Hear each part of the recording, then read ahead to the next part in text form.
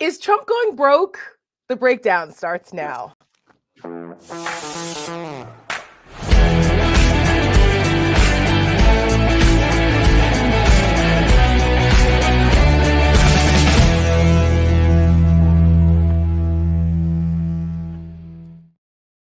Good evening and welcome to The Breakdown. I'm Tara Setmayer. This is the Rick Wilson, and we have another packed show for you guys tonight. We have a bunch of things to get to.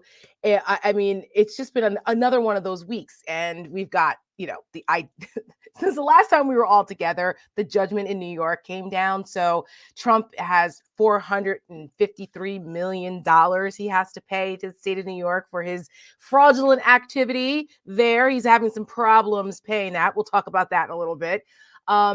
Also, last week, unfortunately, since the last time we were together, word came down that Russian dissident, Putin opponent Alexei Navalny, and hero, in my opinion, was murdered in prison. And Trump actually compared himself to Navalny. We'll talk about that. What a shocker, because everything's about Trump, right? Speaking of Russia, last week also, since the last time we were together, we found out that the big star witness in this ridiculous Biden impeachment sham, this guy named Smirnov, was arrested. And we found out he lied about all the stuff concerning Biden. And where'd he get that information he made from? It all up, and he got it from the Russians. Yeah, we'll talk about that. Shocker. Yeah, How what a could shocker. That have happened? What a shocker. And then, of course, the annual ritual of the March of the Deplorables, CPAC, has started this week, and it has already been a shit show, and it's been like 24 hours in. So, of course, we're going to talk about that. But first, we have two fantastic guests who've written this really awesome book that I hope everybody goes out to get. It's a new book coming out on Tuesday called White Rural Rage, The Threat of American Democracy. And the authors, Tom Schaller and Paul Waldman, are joining us tonight to talk about that. And we're on the heels of the South Carolina primary, so I figured what better time than now than to bring these guys on to talk about this. I can't imagine there's any white rural rage in South Carolina. Yeah, what is that? So I want to welcome Tom and Paul to The Breakdown. Welcome, gentlemen. Thank you. Hey, guys. Good to see you.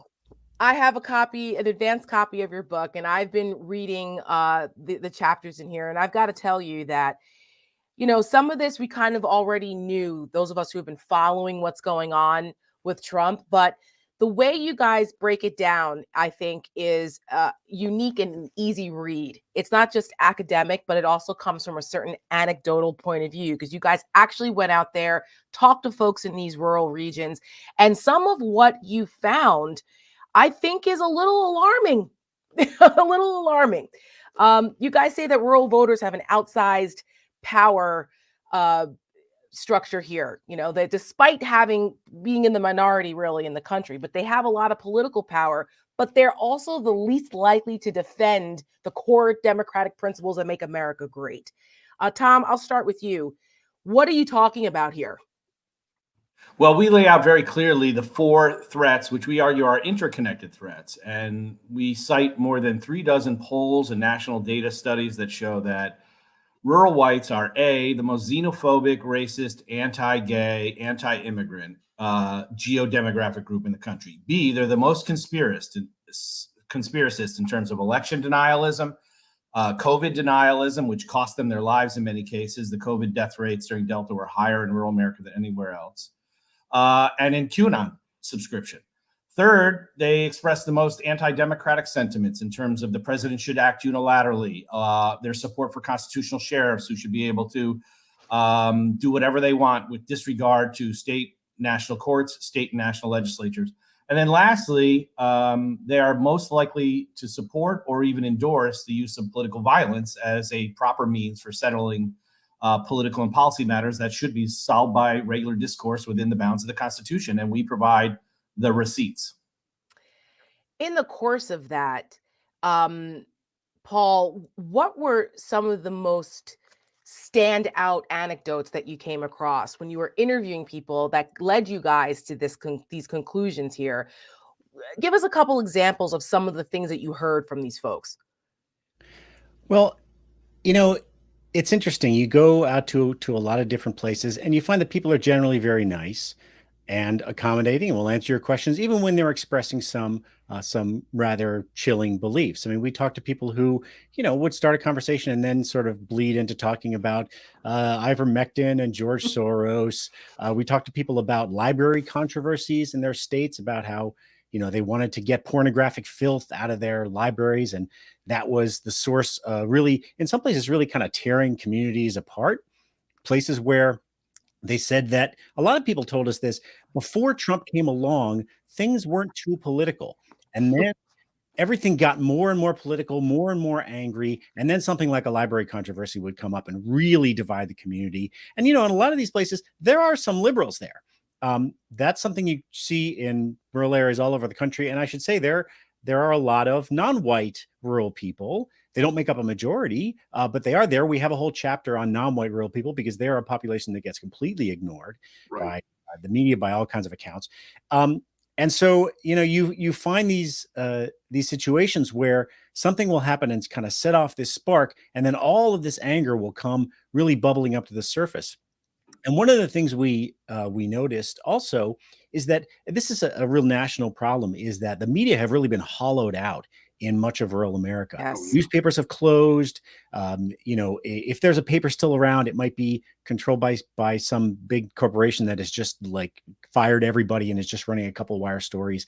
And so the only information people get is from conservative talk radio and from places like Fox News. And that nationalizes everything. And it really puts a focus on this kind of resentment, anger, who you should be mad at. And there isn't much accountability at the local level. And that too is a big theme of our book, which is that the Republicans who win all the elections in these places, they are subject to no accountability at all. They're not providing anything for their constituents, and nobody is holding them to account for failing to do that.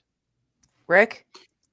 One of the questions I had, I as a guy who has a lot more touch with rural communities than I think most people realize, because I basically live in one. I was going to say you live in rural America there in Florida, I do. Rick. I mean, I'm in the equivalent of the Northwest Frontier province of Pakistan. I'm 3 minutes from Georgia and 30 from Alabama.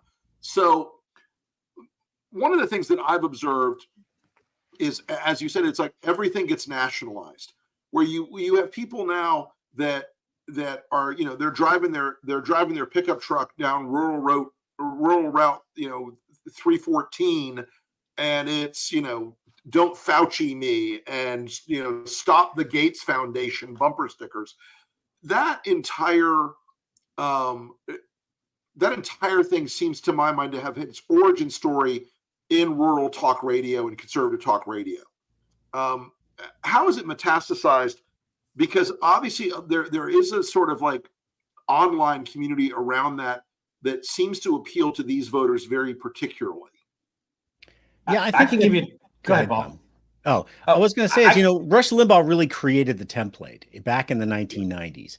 And he taught a whole generation of people how to engage with politics, how to understand politics, how to kind of break down the news media in ways that really help to reinforce conservative ideas. And that's one of the things, one of the real themes of talk radio is why everything that you're being told by the New York Times or by ABC or CBS, it's all lies. And we're going to explain to you how that is. And then there was just generations following him of hundreds of kind of mini Limbaughs that you find in every single corner of the country. And liberals, they had a couple of experiments like Air America, and there are a few liberal radio hosts, but they haven't been able to sort of fit into that template. Right. And it's an easy template to kind of reinforce. And so, every town, if you want to get somebody to go on and like yell about Hillary Clinton and Barack Obama for 3 hours, that's easy. Anybody could do that. And so you have all these places where like that is really the main source of news, and it just kind of reinforces those ideas over and over again. Mm-hmm. And there's fatal consequences to this. Let me just give you two quick examples. Please. When Obama took office, 24% of rural American adults over 18 and under 65 is how they're classified because of Medicare were uninsured. Within 9 years of passage of the Affordable Care Act, that number was down to 16%. That's 8%. That's 1 out of 12 rural Americans. And it's a third reduction from 24 to 16%. Mhm. But rural American politicians are telling them repeal and replace, repeal and replace, repeal and Right. replace, which is not their best interest. The better example, I think, is when Biden became president and after we got the vaccines, he understood that national politics so infuses rural communities who, were sold on ivermectin and hydrochloroquine and all these other home remedies. He had a program realizing that rural white Americans were the least likely to get the vaccines. He created a national program. He used faith-based organizations. He used rural farm-based organizations like the National Milk Federation to sell people on getting the vaccines, and took his hands off it because he knew if his name was attached, they wouldn't do it automatically. So this is a man who literally went into rural America to save the lives of the voters least likely to vote for him, just like Obama has ensured white rural Americans who are least likely to vote for him. There's a term for that, Rick and Tara. You know what it is. It's called leadership. That's And right. we need more of that. I'm glad that you use that example because so many people I live in Northern Virginia now, but I'm from North Jersey, 15 minutes outside New York City. So I didn't grow up in rural America, but my grandfather had a place in upstate New York. We used to call it up the country. And so I got a chance to go up the country all the time and hang out with my gramps and learned how to drive stick on his old Army Jeep up there and ice skate on the pond and ride four-wheelers and bale hay and all that. So I got a taste of kind of, I had the best of both worlds, where I had suburban America, I had the access to New York City, and then I had up the country. And then I traveled to all kinds of backwards places with my grandmother, who was a dog handler. So I got to go all over to these little towns from up and down the Eastern Seaboard. So it's interesting to see what people, how those communities, what bonds them together. And the fact that they would be attracted to someone as irreverent and obnoxious and condescending as a Donald Trump, right? He's the elitist snob guy that's not supposed to, care what we think, and everything that you would think that they despised. But someone like Joe Biden, who actually has done things and advocated for policies that are helpful to rural communities, and actually grew up with, in a small town, sort of in Scranton, what was it that you found that attracts these people to Donald Trump when it feels like what you guys call a patriotic paradox? Well, this kind of upends what we have been taught about what rural people need in order to vote for somebody. Democrats especially always get told you have to go there, you have to really understand them, you have to listen, you have to show that you really grasp the details of their lives and what their real concerns are, and you got to go out to a farm and put on a Carhartt jacket and talk about commodity prices with the farmer and maybe get down and milk the cow. It's a vest. And Donald now. Trump Patagonia vest. Okay. And Trump didn't do any of that. And there could actually be no one who is less connected to the lives of rural Americans than Donald Trump. He's from Queens. He wanted nothing more in his life than to be accepted by the Manhattan Brahmins. He's not going to get down and milk a cow. But it turns out that wasn't what people really wanted. What they wanted was somebody who would channel their anger and their resentments. Right. And this is one of the curious things. We were told over and over again as we traveled around, oh, Donald Trump really speaks our language. And your first reaction to that is, are you kidding me? Right. Donald Trump speaks your language? A guy who's never touched grass in his lifetime, except on a golf course, who wears makeup and more hairspray. But it turns out, so it turns out what they meant was that he's crude and he's angry and he's willing to kind of give voice to their darkest impulses. And that's something one of Donald Trump's great talents is that he can find your darkest impulses and poke at them. Correct. And so he is a master at finding the darkest aspect of anyone's personality, either around him intimately or people who follow him more broadly, and stoking it. So I wanted to ask you a couple of questions about part of what you mentioned the constitutional sheriffs. There does seem to be a movement, a sort of de facto or tacit succession idea or secession idea that seems to be taking hold more and more in these rural communities of their laws aren't our laws. We're going to, we're going to Chinese menu what we pick and choose to follow. And you see like these sovereign citizens emerging in the rural areas. the constitutional sheriffs emerging in the rural areas who say to state legislative bodies, no, we're not going to enforce the law that you've passed. How deeply seated do you feel that is? Because right now I feel like the Republicans have benefited from it, but it could tip over in my mind to something much more anarchic if we're not careful. We read about this a little bit. As you know, the history of secession, we think of it as states seceding from the Union, from the Republic. But as we write in the book, the modern secessionist movements, and we cite some scholars who've looked at this in detail. We had a secessionist movement in Western Maryland. There's one in Idaho. There's talk of people all moving to New Hampshire and all this other stuff. It's counties seceding from states, not states seceding from the Union. Western Maryland wants to join West Virginia because they feel like they're underrepresented. And to be fair, in a blue state like Maryland, if you're from Western Maryland, the most conservative part of the state, and probably the Eastern Shores, you are underrepresented, but that's part of the federal bargain, just like people in Austin and Houston feel underrepresented in Texas, for example. And so you either understand and accept these, discomforting realities if you're essentially a blue state person in a red state and you're a red American in a blue state. That's the reality. And so is it mostly talk? I think so. It's obviously unconstitutional for these counties to secede to another state without the assent of both states. So but I think what you're pointing to, Rick, is this notion that we are moving into, I think we already are in a soft civil war. And we might move to something that's a little bit more aggressive. And certainly after what we saw on January 6th, we may already be in that stage, unfortunately.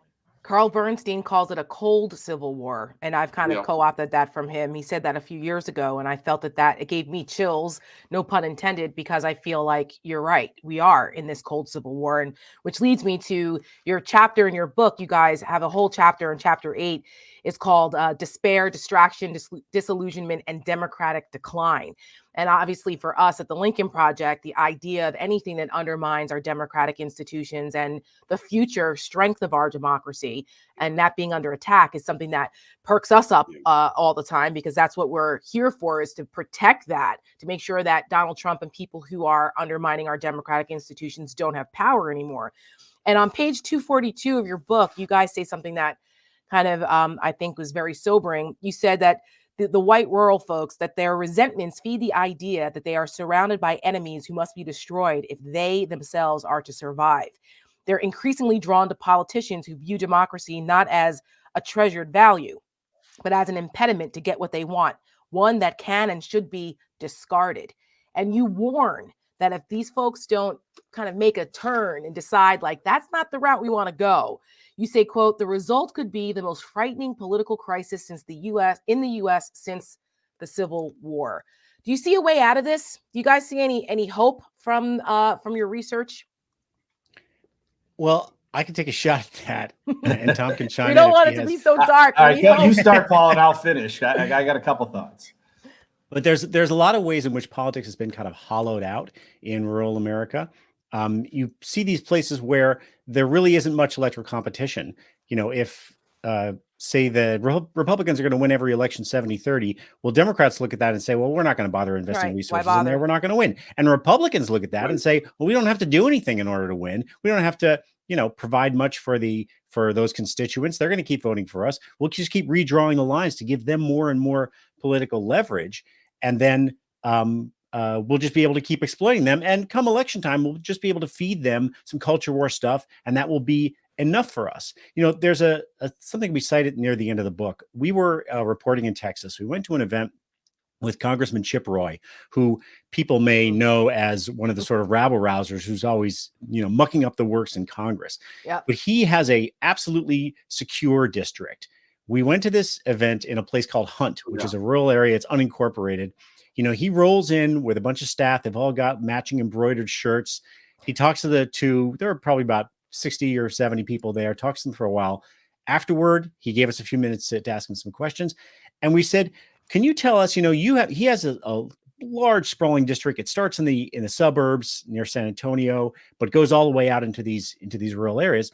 And we said, do you have some kind of a particular rural agenda for your rural constituents? Like, what is it that they need that you're helping them get? Right. And he sort of looked at us like it had never occurred to him.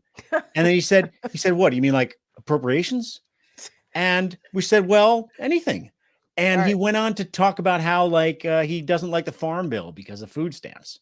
And so it was clear that he has no real agenda for those constituents. And I think that's indicative of the way a lot of Republicans treat them. And so they then feel like Right. politics is not a place where they can make demands. They can hold the people that they elect to account and say, did you do this thing for us that you said you were going to do, or didn't you? They're not being asked anything of them, and the politicians are not delivering anything. And then what's left in politics is just this kind of place where you go and you express your anger and your resentment. And then someone like Donald Trump comes along, and yeah, he makes a lot of promises that are never going to be fulfilled, but mostly he's about the anger. And then when he says that, every election is rigged and you should, go down and protest at your local election office, people take that seriously. And that becomes the mode of their political engagement, is raging at people that they've been told that they have to hate, and even the people in their community who are just trying to make democracy work. That's why you guys say in your book the love my country, this patriotic paradox, right? The idea that they love my country but not our country, because it's all they're so conditioned now with the in groups and out groups, which my friend Ruth Ben-Ghiat talks about in her book.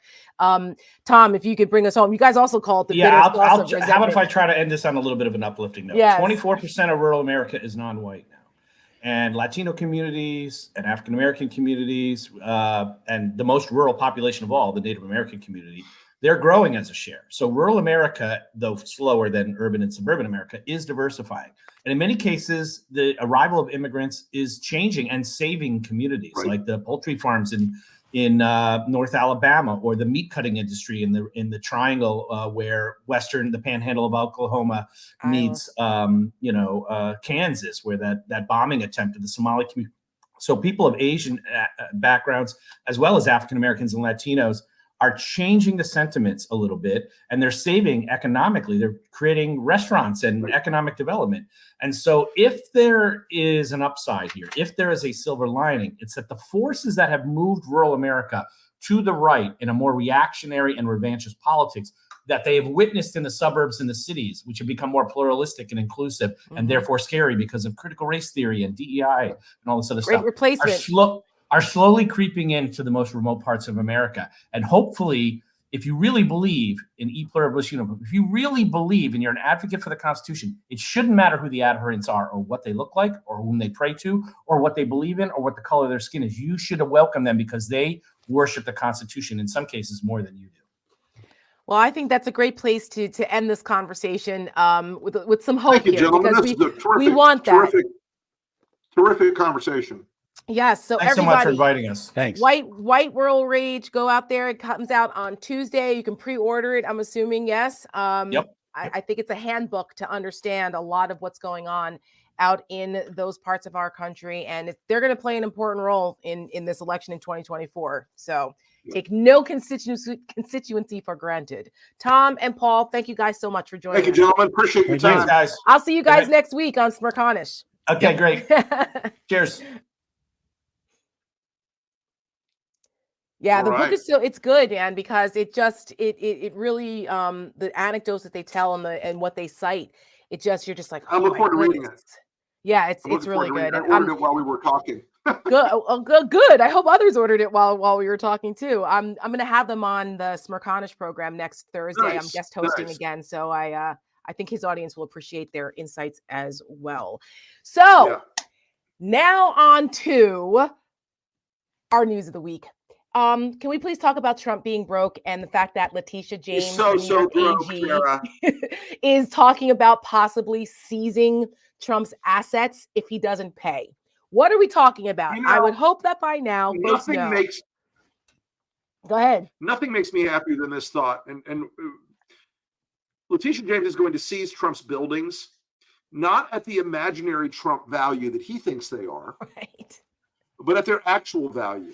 So she's going to take probably one or two of his Manhattan properties or one or two of his golf courses away from him, so that he can get to the $500 million he owes people or owes the court. This is love it. delicious to me. Yes. Y'all, Trump is broke in three big ways. Yes. He's broke because he doesn't have $400 million in cash, which he lies over and over and says he does. Correct. And he cannot pay even the $125 million appeal bond on the case. Okay. Mm-hmm. He can't find anybody to loan him the money. Apparently, even Daddy Elon wouldn't do it. He can't get it from any banks in New York because he's banned from. That was just what I was going to go. There's a prohibition on borrowing it from banks that are licensed to do business in New York State. Which, if you're a bank, unless you're like the first bank of Ass Crack, Arkansas, you're licensed to do business in New York. Yes. The third thing that he's broke on is his campaign has been spending more than they're taking in every month. Joe Biden has $130 million cash on hand today. They raised $42 million last month alone. $1 in the hole as of today in his campaign. The RNC, which Trump is taking over, is dead broke. They're going to have to sell the building on C Street or at least mortgage it as a guarantee. I hope not. It's a great building. But, it is. And he's sending Laura Trump and some other guy from North Carolina who's going to be the chairman. But Laura Watley, Trump and Michael Chris Watley, LaCivita are going in there to choke the life out of the RNC's bottom line financially. My understanding is they are going to have right of first refusal on every dollar the RNC takes in. Which That's is where it's going to go, folks. Yeah, it's insane. Super PAC is nearing bankruptcy because they're spending more money on lawyers than they're bringing in. Donald Trump doesn't have a big sugar daddy right now out there waiting to say, why, yes, here's $500 million, Donald. And even if someone did say that, Trump is still not going to make the deadline on it. This thing is happening. He's got 30 days. He's got 30 days. Because the judge today said, they asked for a 30-day extension. The judge's response was essentially, if you could go over to this part of the room and bend over and engage in gymnastics and you know what yourself, that would be perfect. That's right. Judge Engoron is not playing any games with Trump. If you want some good news out there, campaigns, no matter what, even Donald Trump's campaign requires money to operate. Yes. Right now, that money is going into a shredder for legal cases he is losing. And from the Super PAC, the campaign, and the RNC, that's a piece of good news in this campaign. I don't think people have factored enough. Joe Biden's fundraising operation is like nothing I've ever seen. Yeah, I mean, they raised $42 million last month alone, and he's out there this month on a fundraising tear. That is Joe Biden. He's in LA again, in California, in LA, San Francisco, and Silicon Valley, raising big money. And while Joe Biden is raising big money from big money donors, also the majority of their money is coming from small dollar donors, which are folks that are under $200. So people are donating to Joe Biden's campaign. Meanwhile, Donald Trump has lost 200,000 donors. Think about that, folks. There are 200,000 people who used to give Donald Trump between 2016 and now, give him money. And they finally realized, and I think we helped, that they were being suckered.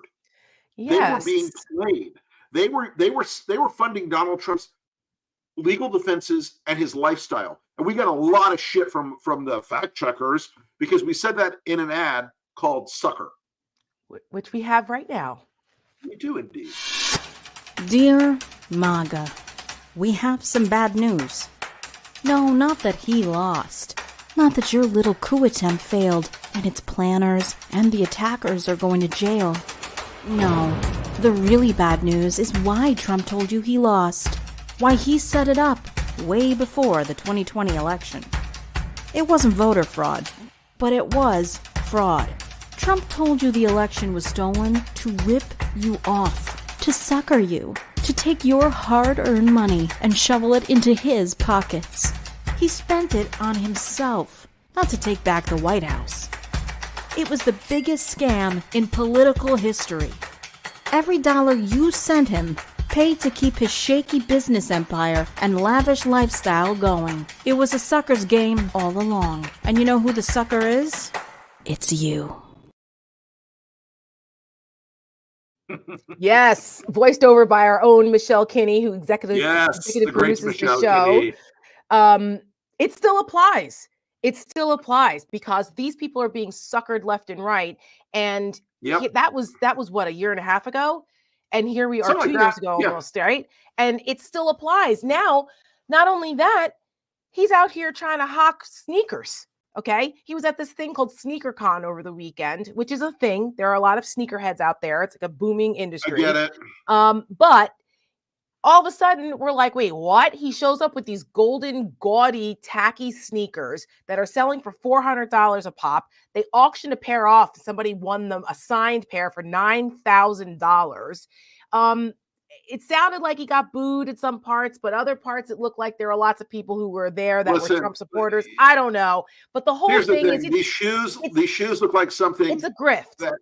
These shoes look like something that Saddam and Liberace's decorators got together and designed them. They are classically Trump. They're Joe Perticone today had a great article about. He's actually a sneakerhead. He's like, these things are like mid 2000s. Yes. Knock off the cheapest possible. Of course, that's what Trump does. And the Daily Show sent a guy out on the street to talk to sneakerheads in New York about them, and they just ripped them apart about how horrible they were. And somebody did say, "There's like they look very 2009." Like, no. But here's the other thing: the small print. Right. And our friend Tristan Snell, who we had on a couple weeks ago, who wrote that good book about Trump and how to prosecute him, right? Tristan pointed out that in the fine print, when you order them, it says that there's no delivery date. They're not sure when they're going to actually deliver them. It could be as late as July before you actually see them. Listen, there's nothing here that should surprise anybody. No, this is like Trump steaks, which were apparently like raccoon meat or something. Oh my God! This is like Trump University, which was a complete scam. Trump vitamins, Trump vodka, all Trump of water, every bit of it, every single thing that Trump has ever marketed has been this idea of Trump being classy or tasteful or a successful businessman, which he is not. Okay, and here's the other thing. And they were also revealing Trump cologne again, called 45, which I guarantee you smells like a combination of hobo urine and paint thinner. It stings the nostrils. Here's the thing. Here's the thing. I think this is the most glaring. Yes, Sex Panther. I love that movie. Anchorman's one of my favorite movies in the whole world. As an aside, one year my husband bought me a mini Ron Burgundy doll, and I have it on behind my desk, and it talks. So it has like 10 of the most famous lines from Ron Burgundy. I love that. It's the best. I love that thing. Anyway, but here's the thing also about Trump not being a successful businessman. The Trump University case was probably the most blaring example of the fraud and the grift and how he manipulated people, right? And had to pay $25 million as a result of that. Tristan Snell prosecuted that. But the whole thing about this business thing comes from his father. His father is the one who started the Trump Organization. His father is the one who gave him the millions of dollars in loans to start his real estate business out there in New York. It was all about his father, and his father was a bastard. Fred Trump was a bastard, and he didn't show. He was a horrible guy. And Trump wasn't loved by his parents, which is why he's such a horrible human being today. And he's constantly tried to win his father's approval and prove that he was good enough. And his father always knew that this guy was a screw up. He bailed him out of bankruptcy multiple times. His father is the one that had to sign for him and vouch for him in Atlantic City. If anyone knows about Atlantic City, the mob down there, the guys, they were like, we're not doing business with this chooch. We'll only do business with you, Fred. So he even had to help him out there. So what did Lincoln Project do? Well, if you guys may have seen since last Friday, LP came up with this brilliant idea, you guys over there in the creative department, to troll Donald Trump with I got to say, Jared, father. The origin story of this was a long lunch at Quality Meats with George Conway, even before LP existed. Oh, wow. sitting there one day with Molly Jongfast at Quality Meats, and we had a long lunch and a cocktail or two, and the technology caught up with the idea at long last. Well, you guys made it happen, and it was a collaborative effort. I know wherever the original idea seed was planted, it was a collaborative effort with your team to come up with what the final product is. And I suspect this won't be the last one. But the idea of trolling Donald Trump with the ghost of his dead father is brilliant because we know how to drive him crazy. And our good friend of the show and of Lincoln Project, Mary Trump, told me that this was brilliant because Donald is constantly haunted by the dead ghost of his father. The ghost of his dead father. We know that Trump's been watching the ad over and over again. I'm sure. She also told me that it gave her a little bit of the willies because she hadn't heard her grandfather's voice in obviously decades. Sure. And the AI reproduction of this, she said, was really, really spot on. So we'd like to show it to you. We know how to make ads. Yes, you're kind of good at this thing. Here is Fred Trump.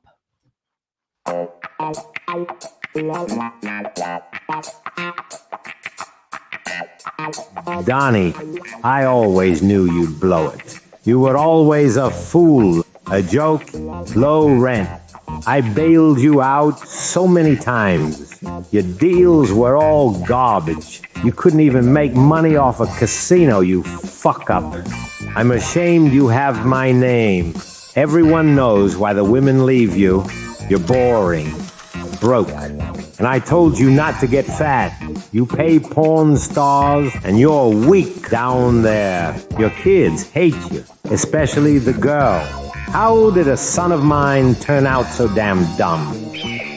The brand I built is crap because of you.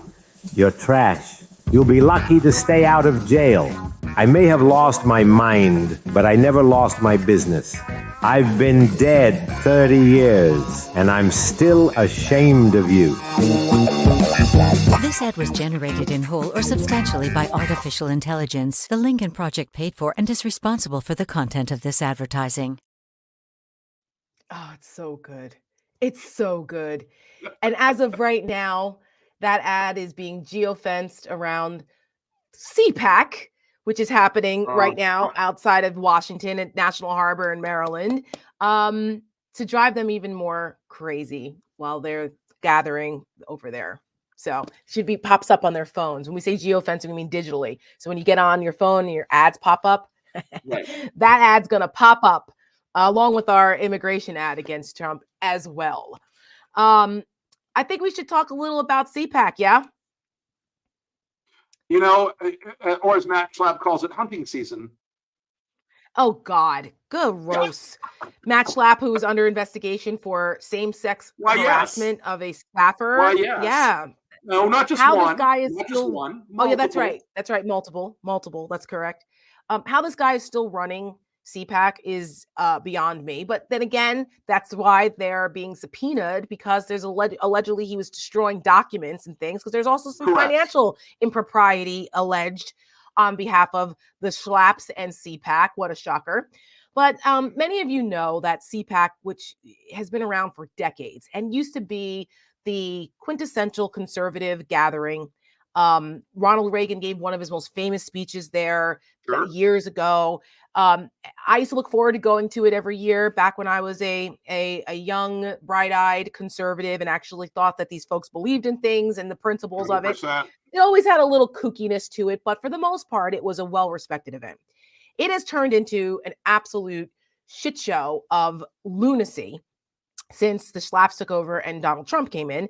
And it is now headlined by people like Steve Bannon and all kinds of conspiracy theories. Pizzagate, Posobiec. This is where they used to do it. Well, they used to do it in D.C. Then they went to the National Harbor. Then they went to Florida for a couple of years. And that's where you first saw the gold Trump statue that they were worshiping. The idol, the golden idol. Jesus. I mean, okay. So that's CPAC. Well, now it's happening. And every night they have a dinner where they would name like the Lincoln dinner or the Reagan dinner, which was the hallmark dinner of it all. Yeah. And guess who the keynote speaker is for the Reagan dinner? You want to take a guess, Rick? Mike Lindell Oh God, no. He can't afford to or get Trump? there. Vivek Ramaswamy. Oh, for Okay. Yeah, Okay. exactly. I know YouTube doesn't like it. I I know. apologize. I'm gonna We're- beat myself. We're trying. Sometimes we can't help it, but we're trying to be better.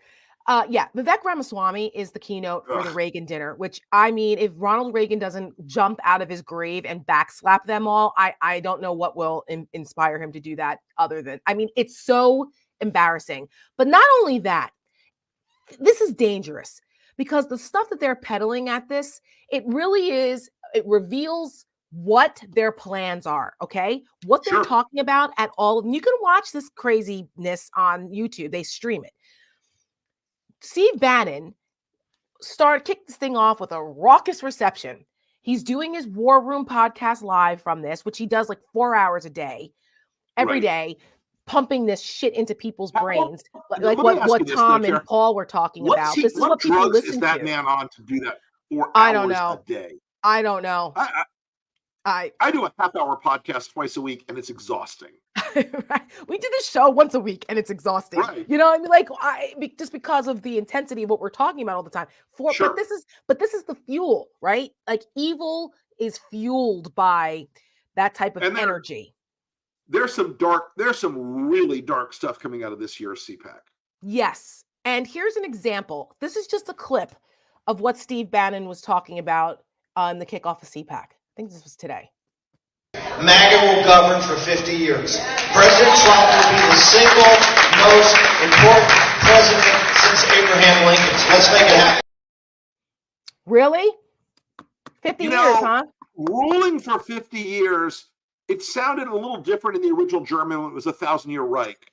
But call Right. me crazy. Look, this is the kind of triumphalism that a guy like Steve Bannon, who is lucky not to be wearing an orange jumpsuit, Yet. and they only let you have one layer in prison, Steve-O, is he's writing checks that MAGA can't cash, which is unsurprising. But I will say, Tara, and I think this is something that Americans need to really contemplate. They always, as you just pointed out, they tell us what they're going to do. They tell us what their plan is. They tell us exactly what their intention is. Their intention is to overthrow our constitutional republic. Their intention is to impose autocracy and an oligarchy in this country led by Trump and his cronies. Their intention is to say that 2024 was the last election we needed to have. And while there may be elections in the future, they'll be like Saddam Hussein, where he got 104% of the vote every 2 years. Right. That's These right. people are not conservative at all. They are autocratic. They are statist. They are hyper aggressive in desiring to use the power of government to achieve their bizarro world far, far, far off the cliff ends. Can I just tell you that I saw another clip today that I forgot to include that I tweeted though on my Twitter account. This guy, Charlie Kirk, who is very close to Don Jr., he runs the organization Turning Point USA, which is basically the brown shirts academy for the MAGAs. And it was him and 4 other incels like himself going on and on about the value of the death penalty, public executions, particularly by guillotine, and how children should be forced to watch this. Yeah. And that would be a moral deterrent for crime or whatever in this country. And they were getting off on this. They were laughing. They were thrilled by it. And Charlie Kirk said, you know, those public executions, they should be on TV. Someone said, yeah, like broadcast during the Super Bowl. And he said, yeah, and Coca-Cola should sponsor it.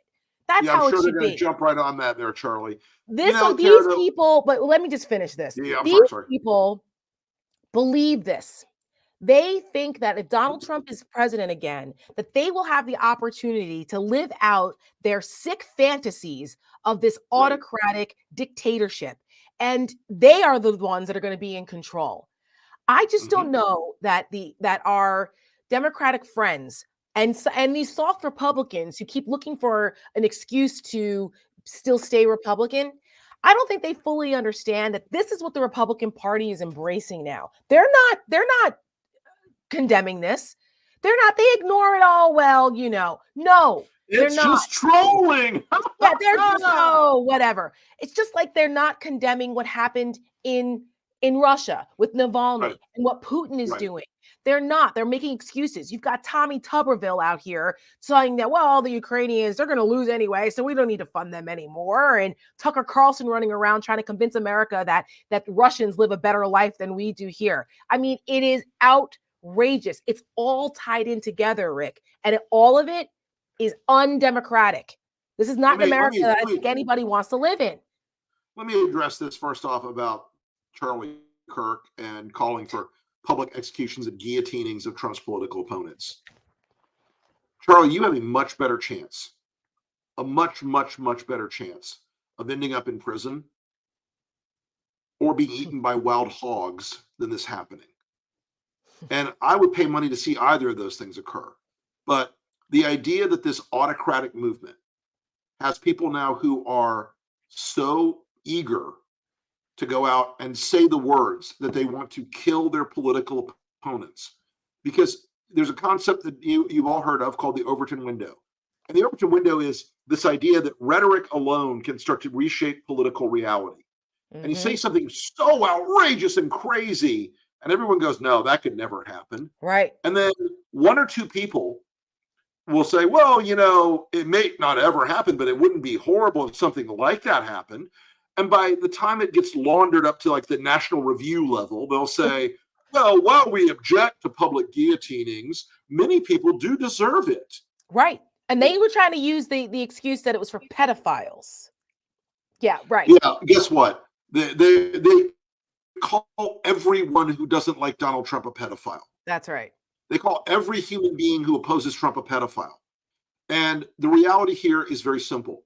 If they want to make a list of Republican pedophiles to execute first, we'll be busy with what they call in France the national razor, dropping the knife on the heads of Republican pedophiles for a long time before you get to anybody else. Because oddly enough, it seems to run in their political DNA. Dennis Hastert, and on and on and on and on. Ruben Verestchuk, Ali Alexander, Milo Yiannopoulos, all these people who, as much as the right screams that any opposition to Trump is driven by pedophilia, there sure seem to be a lot of people. And looping back to CPAC, Matt Schlapp let Ali Alexander run his teenage boy party there for years and years and knew exactly, I believe, what was happening.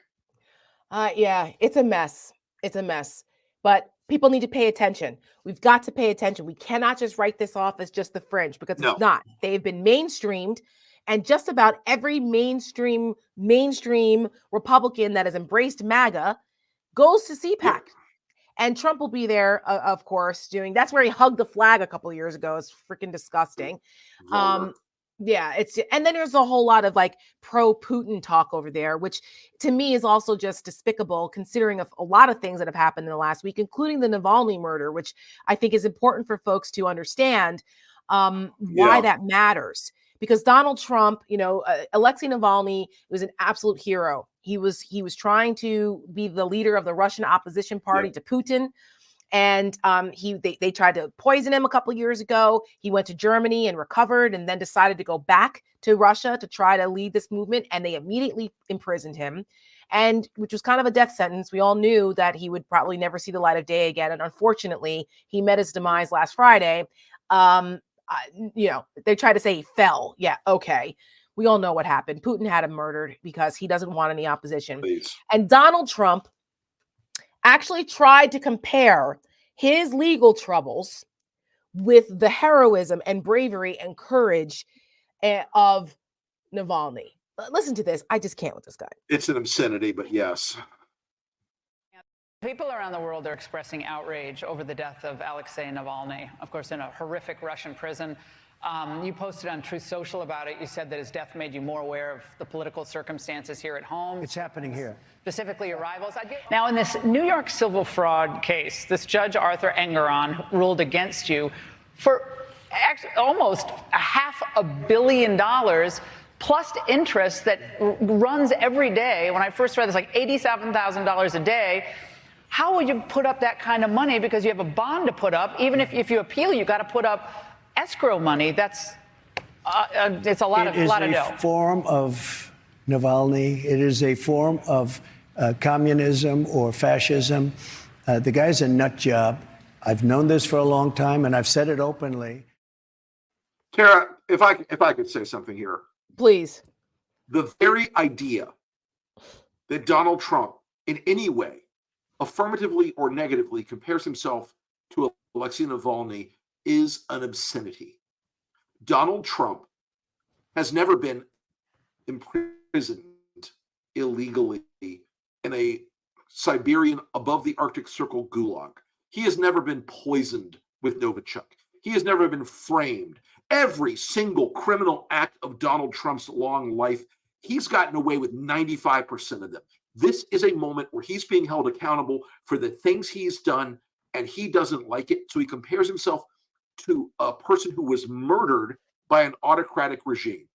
Believe me, there are plenty of people in this country who wish that Merrick Garland would have put his foot on the gas pedal and go faster and drive faster.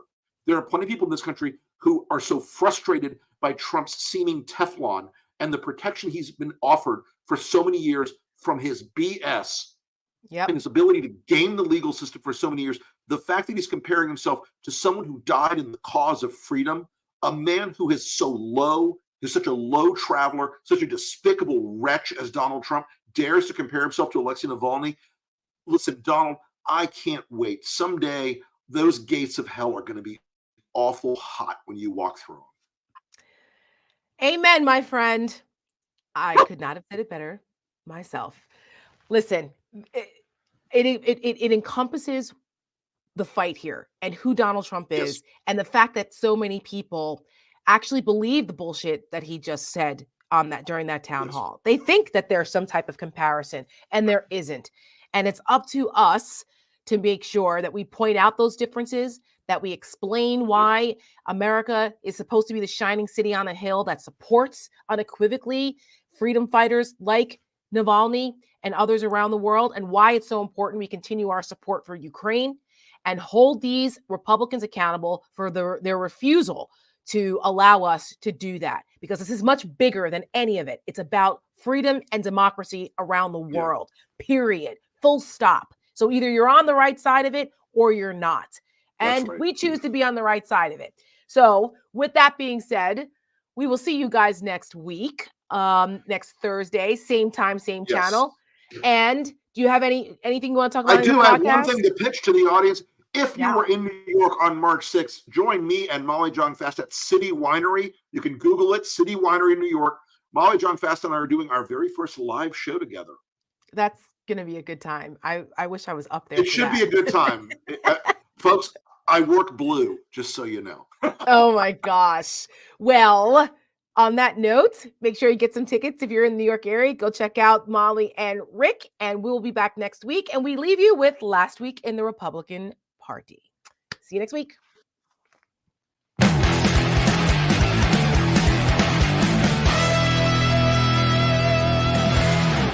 За Трампа голосуют в массе своей не очень умные, примитивные люди, с которыми вот так вот и надо разговаривать. Шаблонными, тупыми лозунгами. So Donald Trump just sent out a fundraising pitch that reads, "Dear Melania, I love you. Even after every single indictment, arrest, and witch hunt, you never left my side." Is Donald Trump at risk of being America's first real political prisoner? Everything that I've heard and read, even from legal scholars, said there's absolutely no case here. It's not a crime. Donald Trump and the other defendants were ordered to pay $463.9 million. $355 million for doing everything right. $363.9 million in disgorgement. $355 million for doing a perfect job. Plus $100 million in interest. This judge, the animosity, the way he looked at my father in the courthouse was horrible. I've never seen such hatred in anybody's eyes. The scale and the scope of Donald Trump's fraud is staggering. My father built the skyline of New York City. And this is the thanks he gets? would you pardon Donald Trump if he was convicted of a crime in federal court? I would pardon Donald Trump. If I ran for president now, I'd make Trump look like a baby. That's hard to do. I didn't even know there was a sneaker con, quite frankly. Never heard of this thing before, but all I know is Trump went into Philadelphia and got cheered. There's a lot of emotion in this room. Thank you. So nice. Donald Trump knows what he's doing, and if we want to talk about connecting with young people, maybe not the worst idea in the world. Trump water. It's awesome. Nice. And there's rumor that these are his favorite chips.